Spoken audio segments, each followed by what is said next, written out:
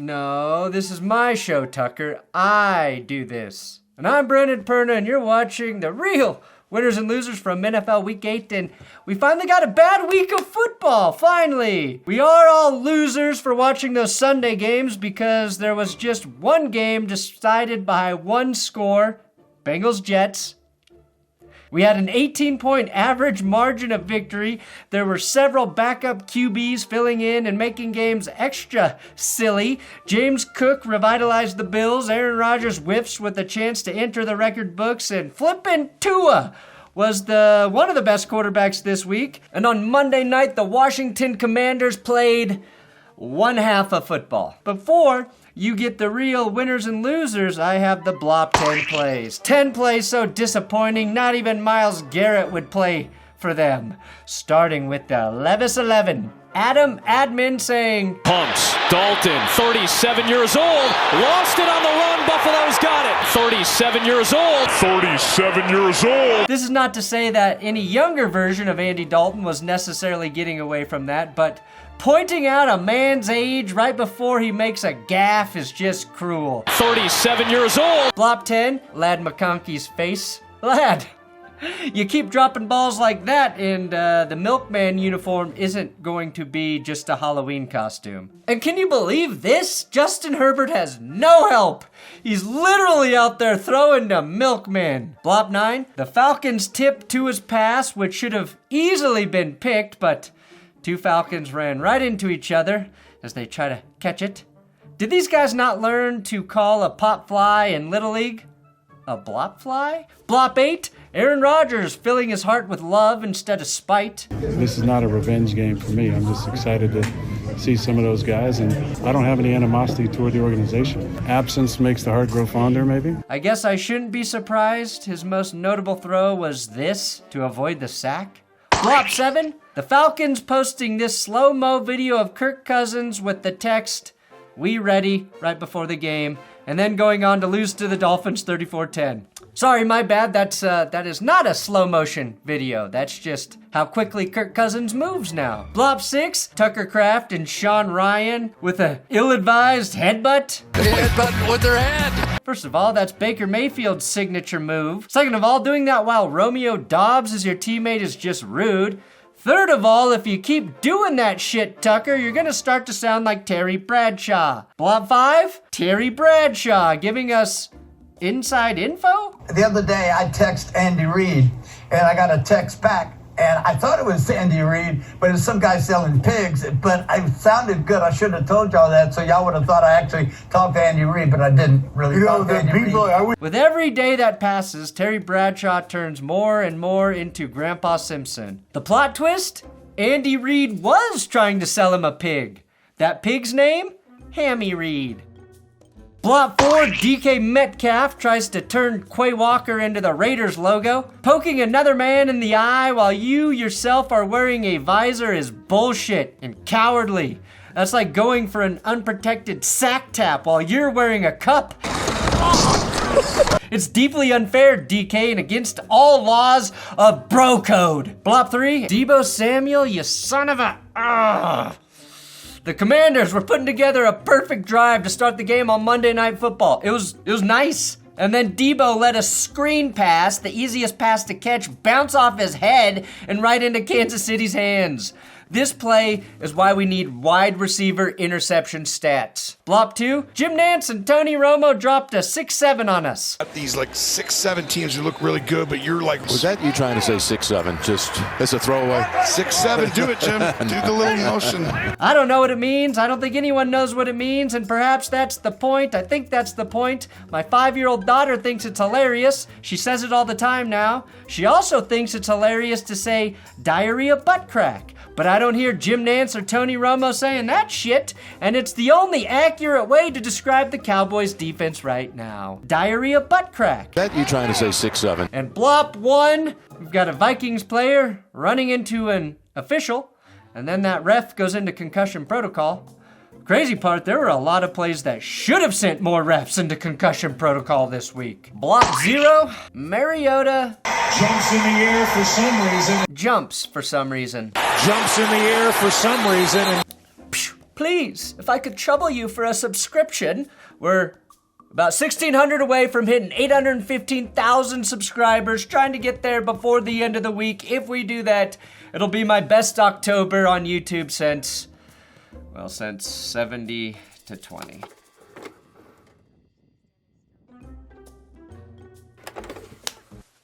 Today's episode is sponsored by SeatGeek, and my code that's good 10, which is going to get you 10% off your next ticket purchase at SeatGeek or at the train station. Just kidding. It doesn't work at the train station. I just use SeatGeek to get my tickets to the Nuggets game in November. Crazy, right? I'm going to go to a basketball game during football season, but I won't go to a football game because I'm always working. Hey, with over 35 million downloads, though, SeatGeek is the #1 rated ticketing app. And that's 7 million more downloads than the last time I talked about SeatGeek here in August. If you're looking to go to an NFL game this season, save yourself 10% and use my code at SeatGeek. Look, if you type in Broncos to the app, it knows you mean Broncos. The only thing we know about this football season, though, is that anything is possible, which makes it a great year to go to a game or two. There's over 70,000 events listed on SeatGeek, not just sports. Remember, I used SeatGeek to float on to Modest Mouse back in June. So if you're gonna go to any game, concert, or show, just use my code ThatsGood10 for 10% off. And use the link in the description below to download the app, and the code will automatically be applied for later. Each ticket on SeatGeek is rated on a scale from 1 to 10, so you know if it's a good deal. And every ticket is backed by their buyer guarantee. SeatGeek! Sports. Thursday Night Football is bringing back cool shit. The Chargers beat Minnesota 37-10 in a bad game. Cool shit. What? I'm tired of all these exhilarating Thursday night football games this season. I needed a break. And after getting death threats last week due to one rough outing, Aaron Rodgers almost had a pick six to open the game. It was overturned. 2 weeks in a row, 2 ticky-tacky catch rules fuck over the Vikings. Cool shit. This pick six was not a catch in my eyes, but they took away that Hawkinson touchdown last week, and after reading the rule books, I got some clarity for everyone, alright? It's confusing, but if you read Section 3, Article 9, Subpoint 2, it's only a catch if Travis Kelce does it. Cool shit. Justin Herbert now has the most completions in NFL history through his first 6 seasons, and this season he's doing it while being absolutely drunk off beers. Winning photo? No, not that one. Let me see the headlights. No, not that one again. Come on. Here, Herbert looking like a deer lost in headlights, shaking LeBron James's hand. Underachieving edge rusher Dallas Turner makes up for his lack of sacks this season by trying to behead Justin Herbert.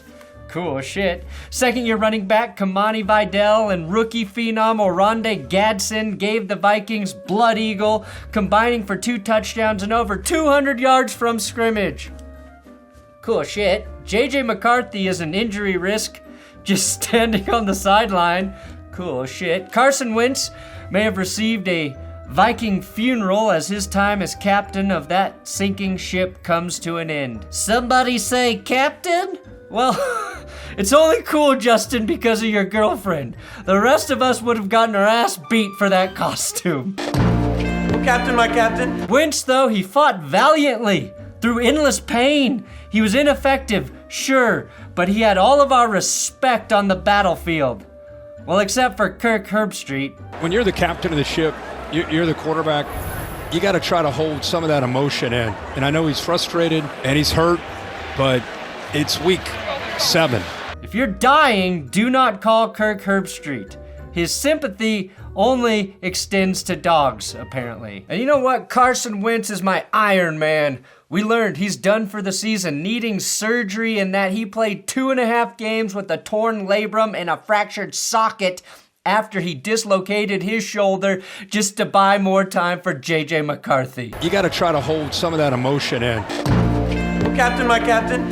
Sit down, Mr. Anderson. You hear me? Sit down. Meeting expectations, the Colts, unlike the Bengals, they scored 38 points and won. Won against an inferior opponent. Now, I do want to give Jonathan Taylor the winning single run award for his sideline dance. It's not just that he keeps his balance on the boundary, it's that he maintains his speed to outrun the defender to go 80 yards. Jonathan Taylor ended my career as a starter because I missed 2 tackles just like that in the open field. His weekly stat lines look fake. He's first in every key rushing metric, and he did not let me down after calling him the MVP in our video last week. He's so good, I don't even need to mention Daniel Jones' 3 touchdown passes from this game. Although Danny Dimes does get my winning stat, Indiana Jones is ahead of Peyton Manning and Andrew Luck through 8 games with the most points for the Colts offense. That's wild. Winning uniforms? Now, I already documented Denver's thorough ass-kicking of the Cowboys, so allow me to elaborate on how pretty they looked while doing it. The Broncos throwbacks. God, they are glorious. They really popped against the Cowboys' classic white jerseys underneath an overcast sky in America's favorite city. Most importantly, the Broncos are 3-0 in the throwbacks. They're actually 4-0 wearing those throwbacks going all the way back to Thanksgiving 2001 when they beat, yep, the Cowboys. That was the day Creed performed an all-time halftime show. Anyways, like I said, the Broncos are undefeated in the Orange Crush throwbacks, and they've won those 3 games by an average margin of victory of 25 points. There's no better uniform in football. And yes, they do have magical powers. They make everyone horny. So horny. They're so horny that their stomachs hurt, because that's what I am. The Cowboys defense officially receives the We Ass Award this week. Yes. Look, if we held a police lineup with 9 naked asses and the Cowboys defense, nobody would spot a difference. Nobody. Yes. My honorary running back, Cam Skattebo. His horrific injury to his ankle took the wind out of this game. I won't show his sideways ankle, but Jackson Dart's reaction to the injury is all you need to understand how bad it was. Skattebo proved to be one of the most unshakable players in the league as he left the field looking more composed than most mortal men. His surgery went well, and now we just pray he gets healthy. We love watching you play, Skattebo. On the other side, the Eagles had my winning duo, Saquon Barkley and Tank Bigsby, who posted a combined 254 rushing yards on a day where Jalen Hurts also had 4 passing TDs. Saquon hit his first 20-yard rush of the year. Yes, that's not a typo. Barkley tweaked his groin in this game, but he should be okay. Either way, Tank looked very good as RB2, averaging 11 yards per carry on his way past the century mark. By obligation, I have to note, Dallas Goedert had 2 touchdowns on National Tight End Day. Nice to see one Dallas show up on Sunday. And Mariota? Jumps in the air for some reason. The revenge dagger? Well, it sure as fuck wasn't Aaron Rodgers. Javonte Williams had 2 TDs in Denver, but in a losing effort, so hell, why don't we just play the hits? Stop me if you've heard this before, but Saquon Barkley torched his former team, the New York Giants. I don't think Giants fans needed any reminder of what Saquon can do, but the fact that he ended his cold streak in 2025 against the Giants is just too predictable and too hilarious. My winning quarterback? Well, Jordan Love had I gotta be careful here. Love had 360 yards, 3 TDs, and a bunch of cool throws and stopped Aaron Rodgers from beating all 32 teams. But I think Tua Left Eye Tagovailoa is getting it this week. Tua had a severely swollen eye, but an even more swollen stat line. After throwing 3 terrible picks against the Browns a week ago, he bounced back with 205 yards, 4 TDs, no picks, and a passer rating of 138.6. I'm not sure if Tua had pink eye or if he just got punched in the face, but I'm leaning towards the latter after his last 2 weeks of throwing his teammates under the bus and getting blown out by Cleveland. This performance basically sums up how completely nonsensical this season has been and continues to be. The Falcons defense puts the clamps on Josh Allen only to get carved up by Tua a couple weeks later. Atlanta might be the most bipolar team in the NFL, and meanwhile, Tua preserves Mike McDaniel's job for at least another week. Thank you. Kirk Cousins was ineffective in his return, filling in for an injured Michael Penix. I don't give out a losing running back award, but if I did, it may have gone to Bijan Robinson for his untouched fumble alone. Just 25 rushing yards from Robinson and 23 receiving. Kirk Cousins in the third quarter was the Falcons' second leading rusher with two fucking yards. So, nice job, Dolphins defense. What is happening? Losing quarterback, I'm giving dual honors to the Saints combo of Spencer Rattler and Tyler Shuck. Rattler had a pass tipped up and picked off by my winning defender, Justin Herbert, protecting his beard. Also, Bucs defensive end Anthony Nelson, who grabbed the ball on the deflection and bullied his way into the end zone. Nelson had that touchdown, 2 sacks, and 2 tackles for a loss. Easily the best game of his 7-year career that's included just 18 starts. Gotta love when a random 28-year-old journeyman defensive player has a breakout game. But back to the quarterbacks. Rattler had 2 turnovers and eventually got benched for Tyler Shuck, the second-round rookie, who threw a pick that, to be fair, was far more on Chris Olave than anyone else. If you're counting at home, that's 2 interceptions this season for Olave. Overall, Rattler and Shuck combined for 2 picks, a fumble, no touchdowns, and 5 sacks, while the Saints mustered just 3 points and fell to 1-7. And finally, looked as bad as their record. The Bucs defense made Baker Mayfield's job a lot easier, and that's why he's my winning game manager. Baker had just 152 yards, didn't throw a touchdown, and none of it mattered. And Mariota jumps in the air for some reason. The Dak Prescott award going to the guy, no matter what he does, his team loses, is Myles Garrett. Want to sum up a future Hall of Fame pass rusher's career in one image?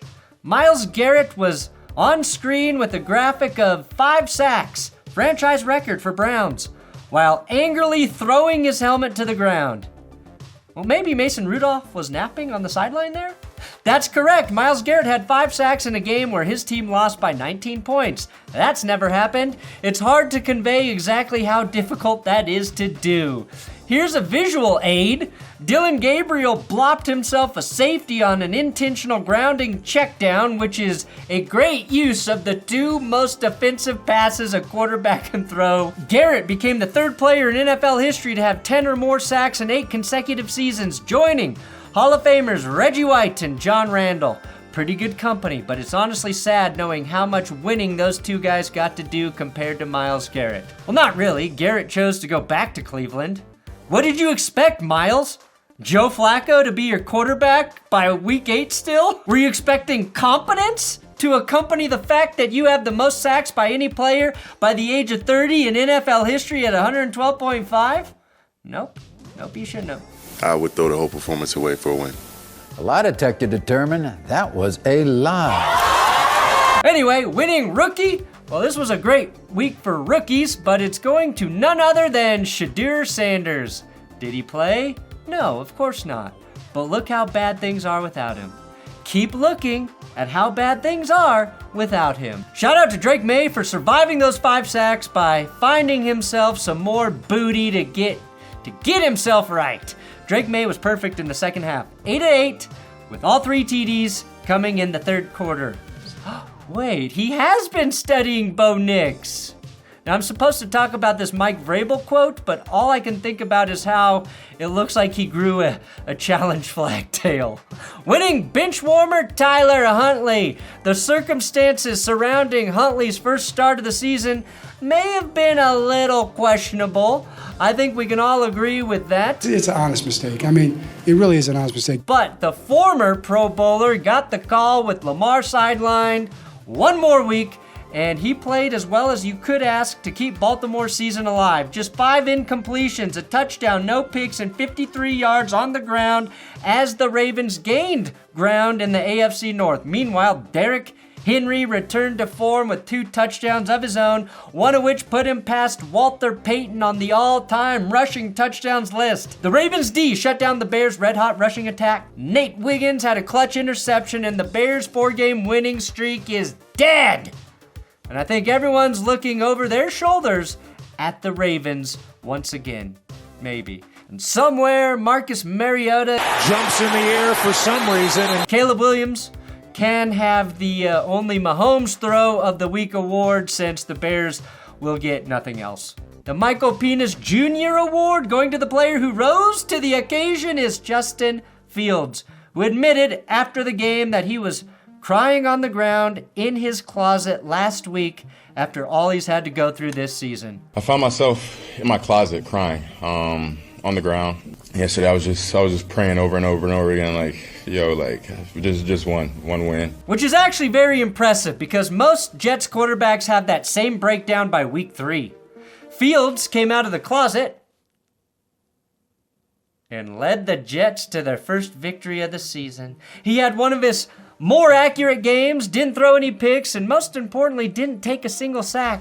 And he helped erase a 15-point lead the Bengals had heading into the fourth quarter after Samaje Perine nearly broke them with a 32-yard touchdown rip. Fields even survived Chase Brown's 100% awareness play doing the anti-Jalen Warren. Chase keeps the ball for a first down on a flea flicker. Way to avoid the block 10, Chase. It was the other running back that Fields was able to lean on. Breece Hall had 133 yards and found the end zone twice after going 118 touches without a TD heading into Sunday. The Jets were down 14 points in the last 10 minutes of the game and ended up taking a 1-point lead on a touchdown pass to rookie tight end Mason Taylor via our Arthur Smith Award for the most stimulating play as Breece Hall pump, fake-ish, and lofts the game-winning touchdown to take a 39-38 lead with 1:54 on the clock. When was the last time a coach was crazy enough to have his running back throw the game winner? I think we've been hard enough on Justin Fields this season. Not as hard as his owner, but don't go back into the closet, Justin. We accept you. Fields gets his first win when his opponent scores more than 21 points. It was also nice to see a New York team on the winning side of a big fourth quarter comeback. Instead, it was the Bengals who were the total bed shitters, blowing a 2-score fourth quarter lead against a winless team at home. That was an awful loss, made even worse knowing that the Steelers lost their game a few hours later and the Bengals could have gained some much needed ground in the north. And unfortunately, longtime Jet Nick Mangold tragically passed away on Sunday due to complications from kidney disease. Last week, when the Broncos honored Demaryius Thomas, they got an unexplainable, miraculous win. There's no other way to explain the Jets getting their first win and scoring 39 points in the process other than divine intervention. Rest in peace, Nick Mangold. The anti-game manager, the Jameis Winston Award, if you will, goes to a player who predates Jameis Winston by 4 years. Bryce Young was unavailable for the Panthers, so in steps the Red Rifle BB gun in year 15 of his illustrious career. Your first task, old man? Play the Buffalo Bills coming off a bye. Dalton threw a hilarious pick, had a hilarious fumble, had a normal fumble, and took 7 sacks in the 31-point loss, which all added up to a QBR of 4.2 for the former Bengal. Look, there's nothing Andy Dalton was going to do to win this game, but turning it over 3 times and losing 45 yards and sacks is generally not the recipe for an upset. The Panthers' win streak gets snapped and the Meow Mix podcast can officially come on back. Winning receiver? Well, I would have given it to Michael Pittman of the Colts for his 95 yards and this insane one-handed bicep grab alone, but Sunday was National Tight Ends Day, if you didn't hear it 700 fucking times across the NFL slate. And no one celebrated the holiday quite like Packers tight end Tucker Kraft. Kraft had himself a career day, posting 7 grabs for 143 yards and a pair of tutties in Green Bay's Sunday night victory at Pittsburgh, including an absurd adjustment on a dead duck of a pass and an even better run after the catch. Speaking of yak, 131 yards for Tucker came after the catch. I gotta do this. The Packers were down 9 points when Kraft made that play, and it sparked them to completely flip the script of the game. If only he could have finished that play for a touchdown. There's only one Kraft that I trust to finish. Ain't that right, Bobby, you sick? Would you like a massage? Winning first-timer Jordan Love. Jordan Love fired 20 consecutive completions. He's the first Packers quarterback to do that since Brett Favre. Jordan Love also became the first Packers QB to win in Pittsburgh since Bart Starr. And I believe Love gets his first official FDR with a very only Rodgers type throw. Winning running back? Well, Jonathan Taylor, he's getting into this groove where he's going to have to run for like 250 yards and score 4 touchdowns to win this award again, because now I expect him to be great every week, and I need him to be godly to be winning running back. And while he was ridiculous, as were Saquon Barkley and Breece Hall, it's going to James Cook and his 2-touchdown, 216-yard performance. Anytime you evoke the name O.J. Simpson, you know you've either had a great rushing day for the Buffalo Bills or you've summoned a damned soul from the 9th circle of hell. That was partially the case for Cook, who was the only Bill to have over 215 rushing yards in a game since the Juice did it back in 1976 against the Lions. Cook's 216 yards were also the most by any running back this season, and he's the first Bill to hit the double-century mark since Fred Jackson in 2010. Josh Allen, by the way, surpassed Cam Newton with 46 games with both the rushing and passing TD. Now, he still trails Newton by 36,000 obnoxious hats worn and 1 assault of a mascot. But maybe he can deck that Chuck E. Cheese rat wolf in Kansas City at some point. And somewhere, Marcus Mariota jumps in the air for some reason. And losing refs, all of them. You know how to stop those bastards. My coffee, Fuck the Refs coffee, available at Benchwarmer Shop. And this week, Wednesday, the 29th, we're dropping my birthday bundle at Benchwarmer Shop. We've got our curse shirts there, but the birthday bundle's gonna include our new coffee, Good Shits Coffee. Will you buy it? We'll find out. Anyway, the terrible refs. They were awful, and it started with the tush push being ruled a stop and forward progress before Kayvon Thibodeau could swipe the ball out of Jalen Hurts' hands. Now, upon review, the refs could have ruled this play correctly, but they chose not to. The Giants were also robbed of a touchdown because of a soft-ass OPI call on Slayton. Brian Dable was so pissed it looked like he was moving at 1.5 speed. Later on in the afternoon slate, there was apparently a phantom whistle that prematurely ended a would-be Bucs defensive touchdown, even though not a single soul in the Superdome heard it. We did not hear a whistle up here, and everybody kept on going. Yep. And then on Sunday night, this play was not flagged for offsides. I know refereeing a professional football game is a hard job. Not as hard as my job or as hard as being, say, a brain surgeon, but the league is too big and too popular to have human errors like this, so greatly affecting huge plays and outcomes every week. Take some accountability. This is not the NBA. What's next? We hear Kyle Shanahan and Sean McVay are running illegal rigged Go Fish games for the West Coast Mafia? Huh? My winning teams go into the Texans. It was their most complete game of the season, and CJ Stroud looked like he did in his rookie season, going 30 of 39 for 318 yards and 2 touchdowns, and doing it all without Nico Collins on the field. Xavier Hutchinson filled in nicely with 69 yards and a TD. The Texans defense has been putting the clamps on all year, and they understood the assignment Sunday. Eliminate Christian McCaffrey, which they did. 25 rushing yards and 43 receiving yards for the guy who had over 200 last week. The Texans offense put up 475 against a very good 49er squad. And they did it by winning the time of possession battle basically 2-1. Houston ended the game with 41 minutes and 22 seconds of ball possession. That was because Stroud was 11 for 11 on 3rd and 4th down. Biggest assholes? The Texans, for figuring it all out just in time to play my Broncos this weekend. Losing Holiday? George Kittle trying to celebrate his own holiday with the touchdown and 3 defenders surrounding him. And so does his teammate Jake Tongues. Tongus! And it was all for nothing. This is like JFK coming back to life.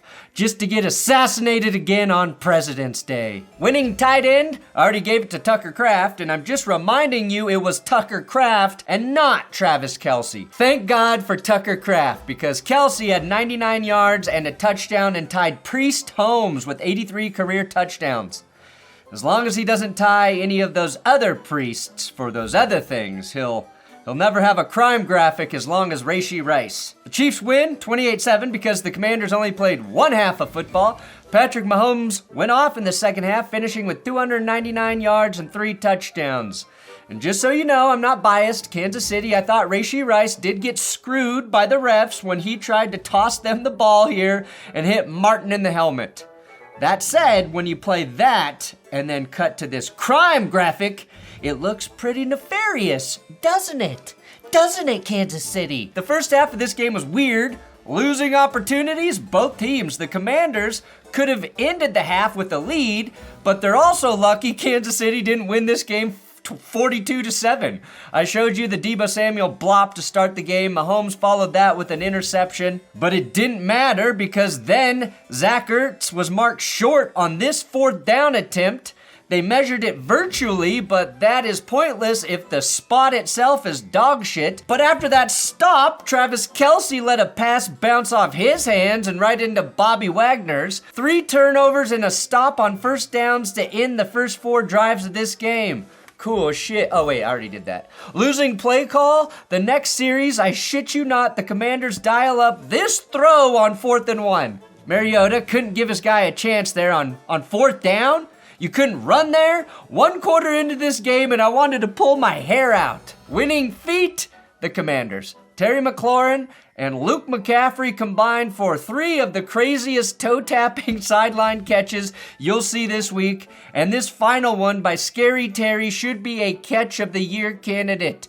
Terry's grabs were so crazy that the officials ruled both of them incompletions initially. Losing devil stat? The Chiefs have fumbled the football 8 times this season, and they have not lost a single one of them. And you've seen these bounces this year. And you know those prayer circles players hold after the games on the field? When the Chiefs do them, they open by saying, "May the power of Satan compel you." And yes, somewhere, Marcus Mariota jumps in the air for some reason. But it's some guy selling pigs. Thanks for watching That's Good Sports. Please subscribe here on YouTube. Make sure you come back. Make sure you check out Benchwarmer Shop tomorrow, Wednesday, October 29th, for my birthday bundle special and our new coffee. Good Shits. Good Shits coffee.